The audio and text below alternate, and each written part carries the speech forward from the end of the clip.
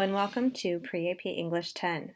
My name is Lisa Palmieri and I will serve as your son or daughter's English teacher for the 2020-2021 school year. On the screen in front of you is my contact information. Please feel free to email me at any time, or if you'd like to leave a voicemail message at the extension listed on the screen, I'll be sure to return your call promptly.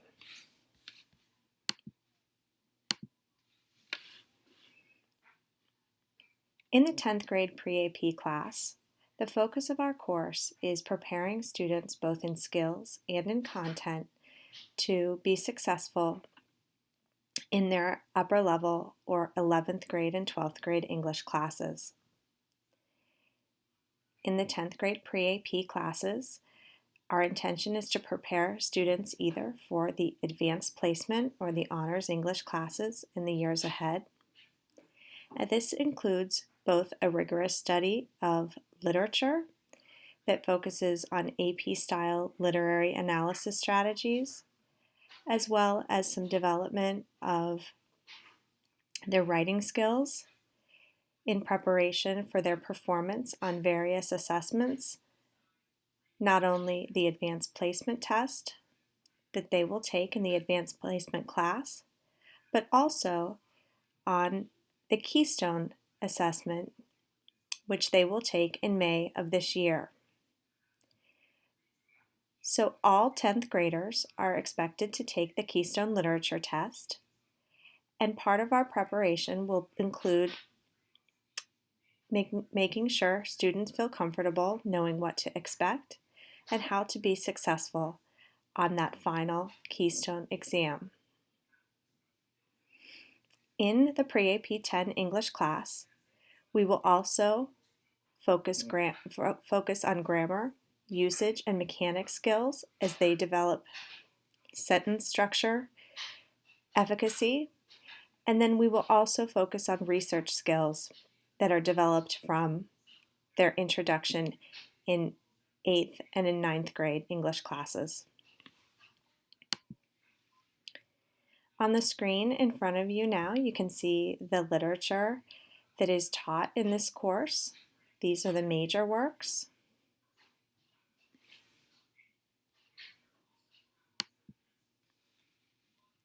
As well as the composition skills that are taught in Pre-AP English 10.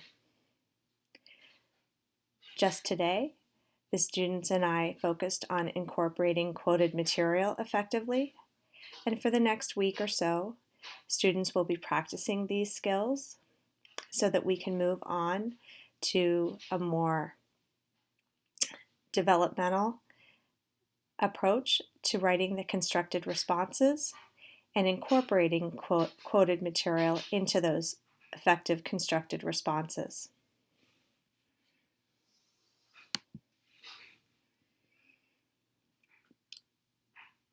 On the first days of school last week, I shared with students my expectations for them on a daily basis while in virtual learning. While my expectations are not all that different from my expectations for students in the classroom, students are going to be expected on a daily basis to find their assignments in Google Classroom, to attend the live video sessions that occur during their class periods, and then to submit classwork and assignments in our Google Classroom when they have been assigned. You'll notice that there's a time period for submission of work that is non-traditional for a brick and mortar approach to school. In a virtual environment, I have now extended the time by which students can submit work. And I ask that if there's ever a time that they need an extension or they've missed class, that they communicate with me via email or remind, which I will discuss on the next slide.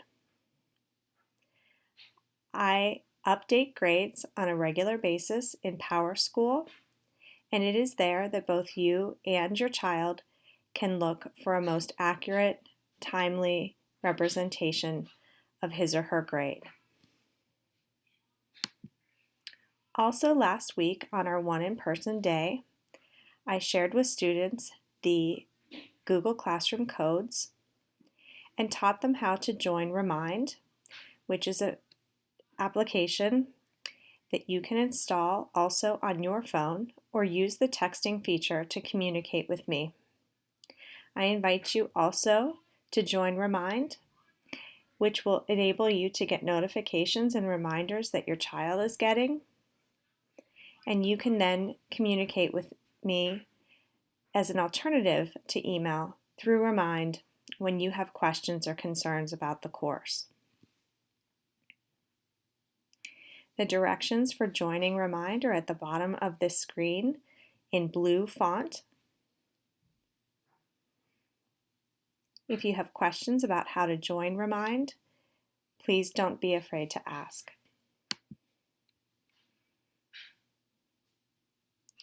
On our course syllabus, I made sure to explain to students some of the class policies that will apply to our class during our virtual learning, but also when we are in the classroom.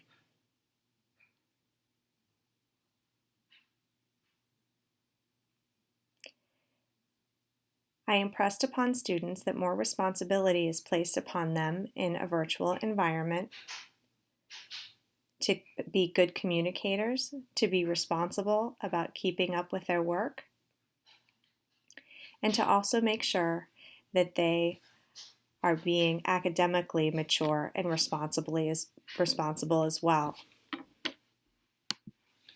On the screen that you see here, I have a breakdown of the weighted grades, or the weights for the grades and categories in Pre-AP English 10. I explained to the students last week that some categories carry more weight than others, and this is done in the intention of weighting things that are more indicative of students' development of skills rather than their practices along the way.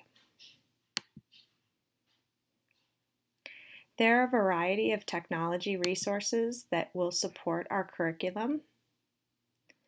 Beyond Google Classroom, students have already been taught this week to use Turnitin.com, and we will be using the other resources that are listed on this slide in these various ways that are noted as we move throughout the curriculum in the course.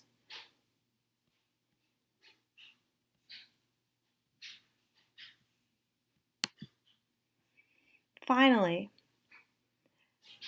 I will be talking to the students not only this week and next specifically, but all year about how to be successful students in an advanced level class.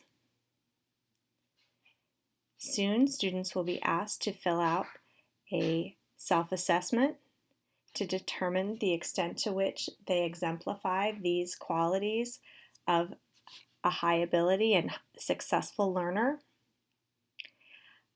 I appreciate your involvement in encouraging these behaviors and these characteristics in your sophomore as well. Thank you for your time, and please don't hesitate to reach out to me at any time that you have questions about the course. Once again, this is my contact information. My name is Lisa Palmieri. Thank you for watching.